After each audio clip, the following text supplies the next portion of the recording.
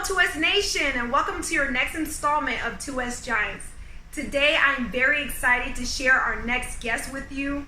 She's a true legend and giant in the supply community and was highly requested for these videos.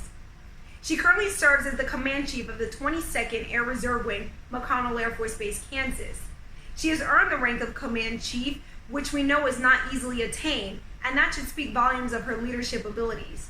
She is a graduate of the Wholesale Career Broadening Program and served time in DLA, Philadelphia, Pennsylvania. She has earned many accolades to include Distinguished Graduate of NCOA, Senior NCO of the Year, and earned executive certifications in supply chain management. She has supported expeditionary operations to Iraq, Afghanistan, Oman, and Honduras. I don't think I need to spend any more time to show you that she is a true giant. Ladies and gentlemen, please help me welcome Command Chief Melissa Ryoster. Hi everybody, how are you doing? My name is Melissa Ryoster and I'm the Command Chief at McConnell Air Force Base here in Wichita, Kansas. It is an absolute honor to have the opportunity to answer a couple of questions and then share some of my thoughts and perspectives with you. I absolutely know that time is a valuable resource, so I don't want to take too much of your time, so let's get right to it, shall we? All right, Chief, let's get into it. First question, what was your favorite section in supply to work in? Well, my favorite section, hands down, was pickup and delivery. I know we don't have that section in supply anymore, but back in the day when I was growing up as a young material manager, it was the happening place to be for a number of reasons, not just the fact that you get to offload the property from the delivery truck, take it into the warehouse, and check the property, make sure it's good and ready to go to the customer, and then you get the opportunity to put it on the truck and deliver it to the customer.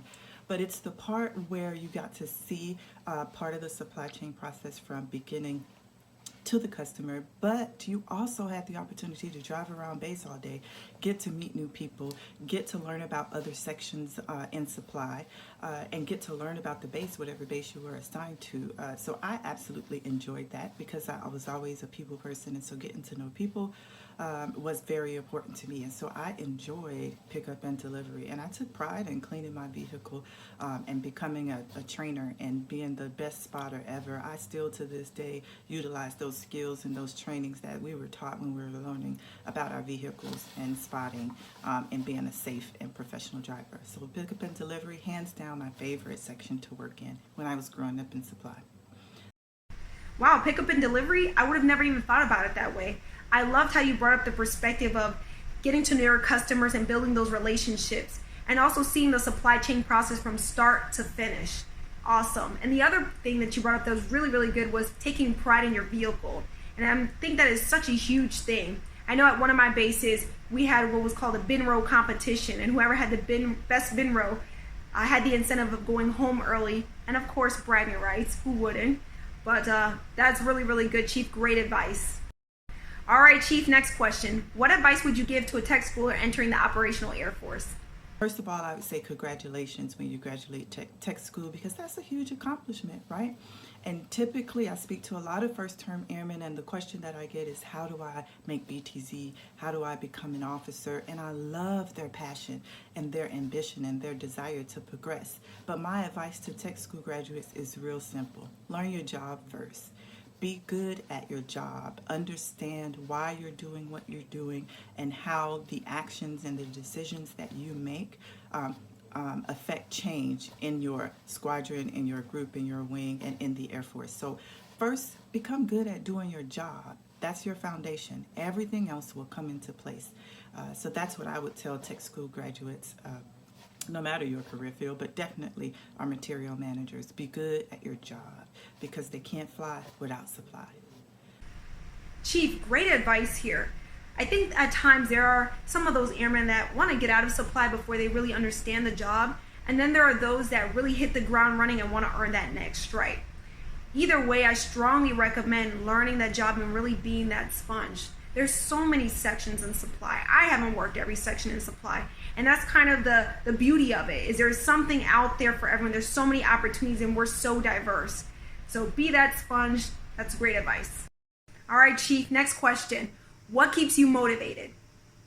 Okay, look, so I'm pretty easily motivated. I'm very self-motivated, but getting up every day, taking care of people, inspiring others is a huge motivator to me because it's never about me. It's always been about people. I'm forever grateful to the leaders and supervisors that I had who helped me get where I am. My responsibility in this position and with these stripes is to pay it forward. And so motivated every day to inspire, to encourage, to support, to advocate, to take care of, to sometimes correct others is what motivates me, and that's my job. So taking care of people, it's always been my passion, and I make no apologies for it. I'm excited every day to come to work and do what I do. I have the best job in the Air Force, and so do you, because again, no one can do anything without you. And that's the good thing about being a material manager. I love it.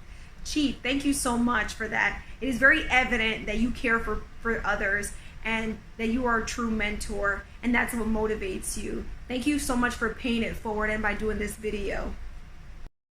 All right, Chief, next question. What is your favorite leadership quote?